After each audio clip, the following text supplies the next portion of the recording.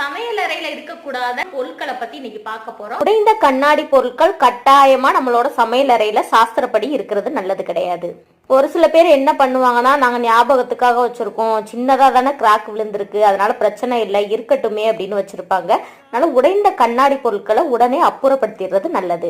நாம முகம் பார்க்கும் கண்ணாடியாக இருந்தாலும் சரி, சமையலறையில பயன்படுத்துற கண்ணாடி டம்ளர், கண்ணாடி சார்ந்த பொருட்கள் எதா இருந்தாலும் சரி, சின்ன கிராக் விழுந்திருந்தாலும் தூக்கி போட்டுருங்க. பெரும்பாலானவங்க வீடுகள்ல குப்பை தொட்டியை சமையலறையில தான் வச்சிருப்போம். ஒருவேளை சமையலறையில குப்பை தொட்டி வச்சிருந்தோம் அப்படின்னா அப்பப்ப சேர்ற சமையல் கழிவுகளை உடனுக்குடனே அப்புறப்படுத்திடணும். சில பேர் என்ன செய்வாங்கன்னா, நாள் முழுக்க சேர்ந்த குப்பையை சேர்த்து வச்சுக்கிட்டே வருவாங்க. அதை மறுநாள் தான் குப்பைக்கு கொண்டு போய் கொட்டுவாங்க. இப்படி நாள் முழுசுமே நம்ம பயன்படுத்தின குப்பை கழிவுகள் எல்லாமே சமையலறையிலேயே இருந்துச்சு அப்படின்னா அன்னபூரணியோட வாசம் குறையும்.